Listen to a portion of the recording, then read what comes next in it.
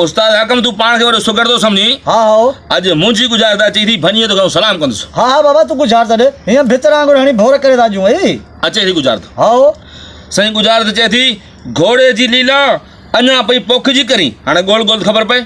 वाह साईं वाह घोड़े जी लीला अञा पई पोख जी करी। अञा पई पोख जी करी। घोड़े जी लीला साईं घोड़े में छा थी चए घोड़े जो साईं पंथ बचे घोड़े जो मैदान बचे घोड़े जो शौक़ बचे घोड़े जो साईं वसब बचे साईं कारो को बगो को बालम भटारो घोड़ो बचे सी बचे। वाह साईं वाह घोड़े जो साईं छा थी घोड़े जो चाबुक बचे घोड़े जो कन बचे घोड़े जा पेर बचे घोड़े जो पुछ बचे घोड़े जा वार कोन थी चए। बचे वाह साईं वाह घोड़े जी लीला अञा पई पोख जी करी। अञा पई घोड़े पोख जी जी करी। लीला साईं छा थी चए घोड़े जी साईं गानी बचे घोड़े जी मुछी बचे घोड़े जो लगाम बचे घोड़े जी वेहक बचे बीहक घोड़े जी बचे का धूड़ मिट्टी मंजिल घोड़े जी। बचे वाह साईं वाह घोड़े जी लीला का हींग घोड़े जी बचे का स्वारी घोड़े जी। बचे सी बचे वाह साईं वाह घोड़े जी सुंभ घोड़े जी सुंभ बचे को नाल घोड़े जी बचे अॻियाड़ी पछाड़ी। बचे वाह साईं वाह घोड़े जी लीला अञा पई पोख जी करी अञा पई पोख जी करी पोख जी साईं लाई करी बचे को लाबारी करी बचे को छट खेड़ पोख जी बचे का बरसी न पोख जी बचे का बारी पोख जी बचे पोख जी। वाह साईं वाह पोख जी का मेड़ी पोख जी बचे वावर पोख जी बचे सी बचे जमीन पोख जी बचे वाह साईं वाह पोख जी का अॻियाड़ी का पछाड़ी पोख जी बचे का जिन्स पोख जी बचे वाह साईं वाह पोख जी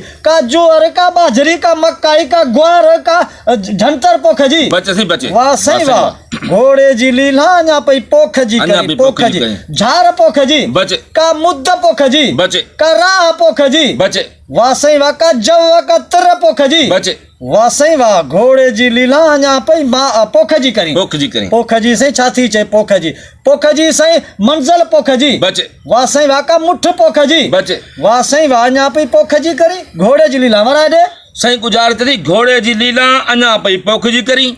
अञा पई पोख जी करी पोख जी साईं छा थी चए पोख जी का देर पई करी बचे का माक पई करे पोख जी माक बचे सी बचे वाह साईं वाह पोख जी साईं या छा थी चए का जरी पुरजी पोख जी बचे का सामी का तोरादी पोख जी बचे का वंगार पोख जी बचे वाह साईं वाह पोख जी साथी चए पोख जी साईं का फुटी ककड़ो पोख जी बचे का सारी पोख जी सारी बचे वाह साईं वाह पोख जी का पिर फुटी पोख जी बचे का ॼाई पोख जी बचे वाह साईं वाह पोख जी का साईं साथी चए सिर का जांभी पोख जी बचे वाह साईं वाह पोख जी को तूरियो पोख जी बचे का सोपारी पोख जी बचे का झिल का वाहो पोख जी बचे का पत्ती पोख जी वाह उस्ताद हकम पत्ती वाह साईं वाह साईं वाह ताड़ी ताड़ी ताड़ी वाह। अदा सजी कयो साईं गुज़ारिश चए थी घोड़े जी लीला अञा पई पोख जी करी। वाह साईं वाह साईं घोड़े जा बहाना घोड़े जा पोख जी पत्ती पोख जी पत्ती चे पुख्ती लैला अञा पई बहाना करी।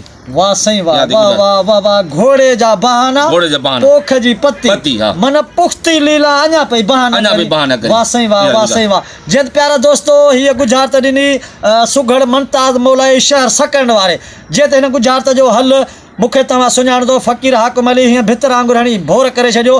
जित प्यारा दोस्तो हिन वीडियो खे लाइक अॻिते कमेंट ऐं शेयर वधि खां वधि कंदा जीअं त हीअ सुठी शइ ऐं घड़े खीर वारी गुजरात लीला चनेसर लीलांत बाबा तव्हांखे ख़बर आहे ॾाढी ॾुखी गुजरात हुई वॾी महिनत सूरनि सां ई गुजरात भॻी आहे त बिराए महिरबानी सिंध वासियो सपोर्ट कयो ऐं लाइक ऐं अॻिते कमेंट ऐं शेयर लाज़मी कजो। लाज़मी सिंध सलामत साथ सलामत।